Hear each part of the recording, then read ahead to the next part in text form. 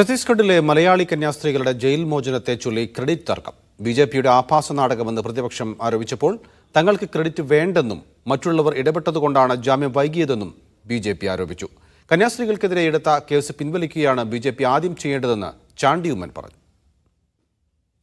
നീണ്ട 8 ദിവസത്തെ ജയിൽവാസത്തിന് ശേഷമാണ് കന്യാസ്ത്രീകൾ 9ാം ദിവസം ജയിൽ മോചിതരായത്.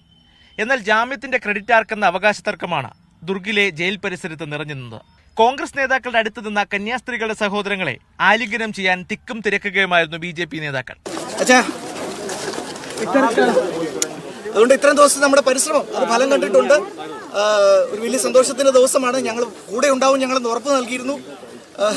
കൂടെ ഉണ്ടെന്ന് ഇപ്പോഴും ഞങ്ങൾക്ക് പറയുമ്പോൾ വലിയ സന്തോഷമുണ്ട്. പിന്നാലെ ജയിലിൽ ഇടതുപക്ഷ എംപിമാർ മധുരം പങ്കുവച്ചു. ബിജെപി സംസ്ഥാന അധ്യക്ഷൻ രാജീവ് ചന്ദ്രശേഖരന്റെ കാറിലാണ് ജയിൽ മോചിതരായ കന്യാസ്ത്രീകളെ മഠത്തിലേക്ക് എത്തിച്ചത്.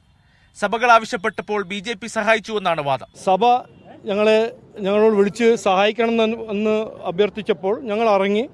ഇവിടെ ഒരു ഡ്രാമയോ പൊളിറ്റിക്കൽ ഡ്രാമ നടന്നില്ലെങ്കിൽ ഇത് 3 ദിവസം മുമ്പേ നമുക്ക് ജാമ്യം കിട്ടുന്ന ഒരു സ്ഥിതിയായിരുന്നു. അത് നടന്നില്ല.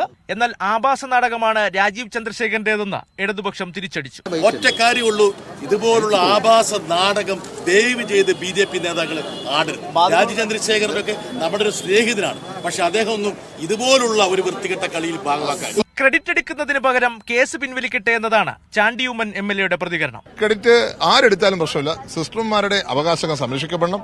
നിരപരാധികളായവരെ വെറുതെ വിടണം. അത്രേ ഉള്ളൂ. ഇനി ചോദ്യം NIA കേസായിരിക്കുകയാണ്. ആ കേസ് റദ്ദാക്കാൻ സർക്കാർ എന്ത് നടപടി എടുക്കും? അതാണ് ചോദ്യം.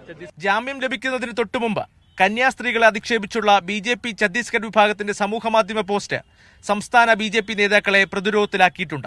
കന്യാസ്ത്രീകളുടെ ജാമ്യത്തെ ചൊല്ലിയുള്ള ക്രെഡിറ്റ് പോരാട്ടം വരും ദിവസങ്ങളിലും തുടരും. അറസ്റ്റ് ചെയ്തവർ തന്നെയാണ് ക്രെഡിറ്റിന് അവകാശപ്പെടുന്നതെന്നാണ് പ്രതിപക്ഷം ആരോപിക്കുന്നത്. എന്നാൽ തങ്ങൾക്ക് ക്രെഡിറ്റ് ഒന്നും വേണ്ട എന്നതാണ് ബിജെപി വാദം. കാത്തിരുന്ന് കാണാം. ദുർഗിൽ നിന്നും ബിബിൻ ജെയിംസിനൊപ്പം അരവിന്ദ് പ്യ, മീഡിയ 1.